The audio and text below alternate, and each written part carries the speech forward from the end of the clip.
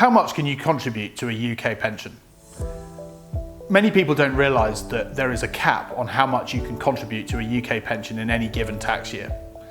And that's a combination of the limits that are set by the government and also what your pensionable earnings are in any given year.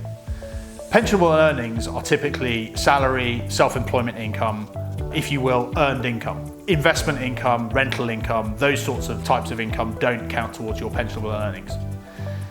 The current year's cap is £60,000.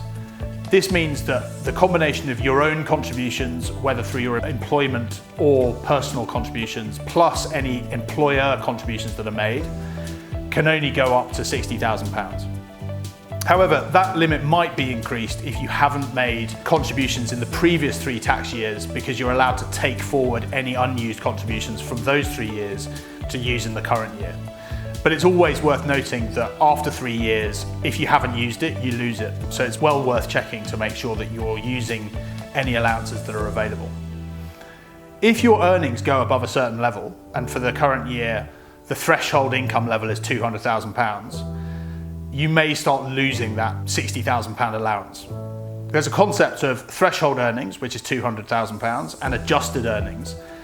Adjusted earnings can be up to £260,000. How do I calculate adjusted earnings? I basically take my income and add in my pension contributions that I'm making to get to that level. As you go above £260,000, you start losing your allowance down to a minimum of £10,000. And in shorthand, if you get to £360,000 of earnings on an adjusted basis, you've lost the £50,000 and you're down to £10,000. If you go above that level, you're allowed to make contributions. The problem is you don't get the tax benefit.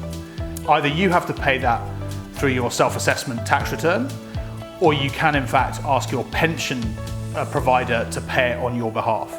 And so that annual allowance charge has to go back to HMRC, where they're effectively saying, you can contribute to your pension, but you're not getting any tax benefit for it.